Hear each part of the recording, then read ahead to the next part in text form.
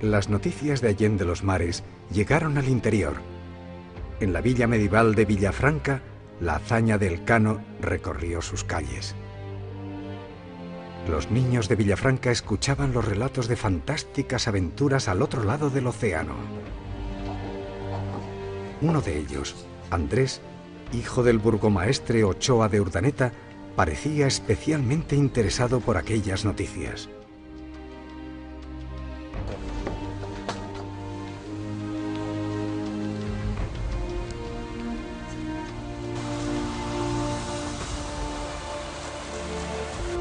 Los viajes de naos y carabelas hacia las islas de las especias, las islas del tesoro, produjeron una viva conmoción en el espíritu de un Urdaneta todavía niño. En sus juegos infantiles, la navegación estaba presente. Su poderosa imaginación le llevaba a surcar los mares sin salir de los límites de Villafranca. En su espíritu soñador, lo imaginado se convertía en real.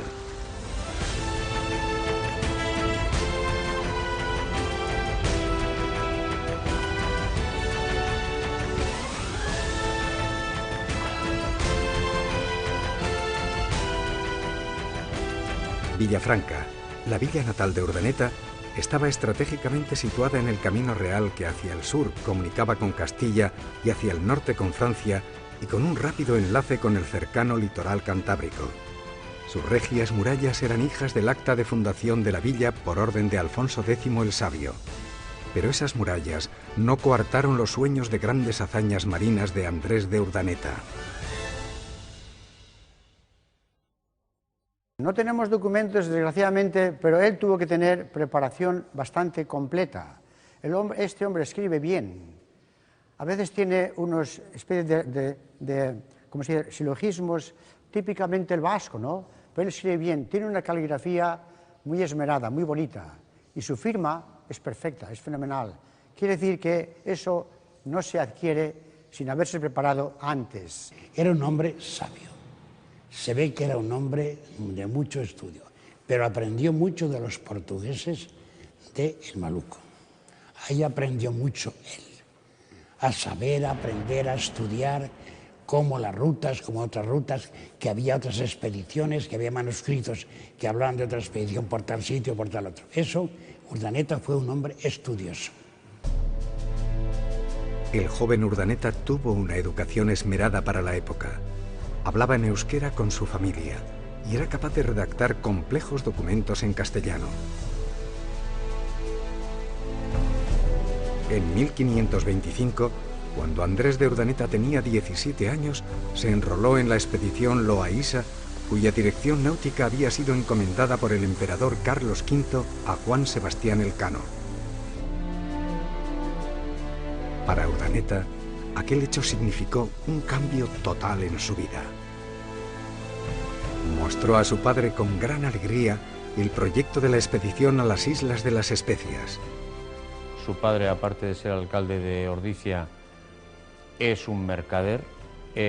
Sabemos que comercia con las tropas castellanas que están acantonadas en esta zona de Ordizia en la guerra contra Navarra.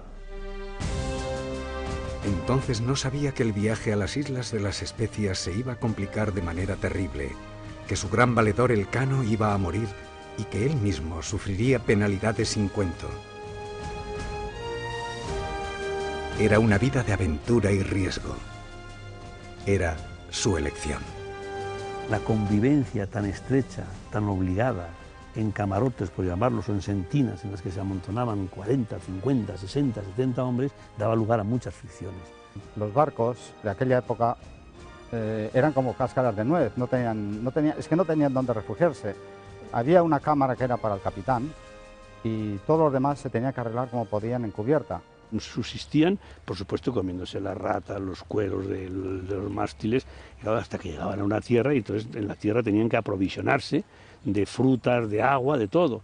O sea que es que no se concibe hoy en día, con el hedonismo al que estamos acostumbrados, el consumismo, la comodidad, el confort, vamos, yo digo, yo doy la vuelta al mundo, he dado la vuelta al mundo, pero claro, la vuelta al mundo que yo he dado en aviones, etcétera, etcétera, es una chufla comparado con lo que hacían estas fieras, estos seres absolutamente sobrehumanos, ¿no? Rascando con un cuchillo a las barricas el serrín que salía y se lo metían a la boca, cazaban a las ratas que podían cazar, que por cierto muchos se dedicaban a venderlas una vez que las cazaban, y a precio de oro, las ratas, la comida, comer ratas. El hambre era, vamos, evidentemente, había casos de canibalismo, de antropófagia, porque verdaderamente la gente llegaba un momento que se comía a su hermano, vamos.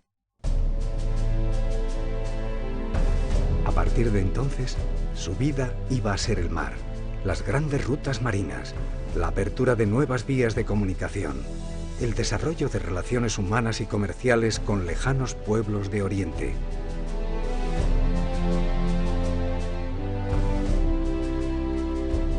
Su primera expedición fue la comandada por García Jofre de Loaísa, compuesta por 6 carabelas y un patache. La expedición salió de La Coruña el 24 de julio de 1525 con la intención de llegar a las Islas de las Especias. Era la segunda expedición que trataba de superar la barrera americana para llegar a través del temible estrecho de Magallanes al Océano Pacífico y concluir en las Islas Molucas, donde esperaban encontrar el tesoro de las especias.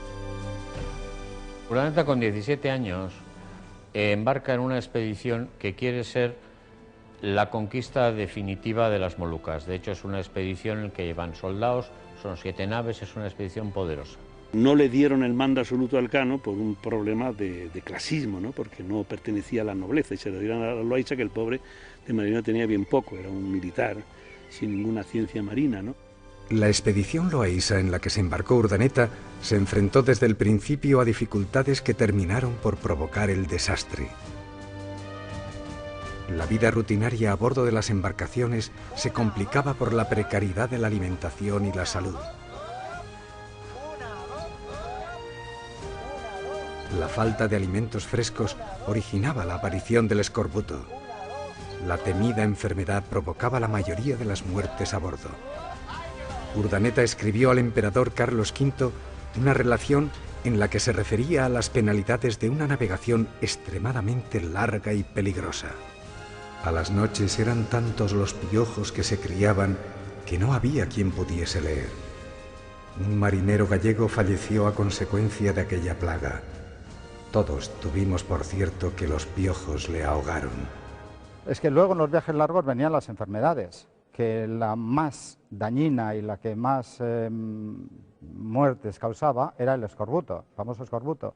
Este consistía en que las encías aumentaban de tamaño, pero multiplicado por 10, o sea, cubrían hasta los dientes, las articulaciones de los brazos y las piernas se quedaban rígidos, sufrían horriblemente, y muchos incluso cogían un cuchillo y se cortaban las encías porque no podían aguantar el dolor. No sé, y después ya poco a poco morían, uno tras otro iban muriendo. Aquella fue para Juan Sebastián Elcano su última expedición. El navegante guipuzcoano cayó enfermo en plena navegación en el Océano Pacífico a consecuencia de haber comido una picuda, un pescado envenenado. El 26 de julio de 1526, el joven Andrés de Urdaneta fue el encargado de redactar el testamento del primer hombre que había circunnavegado el mundo.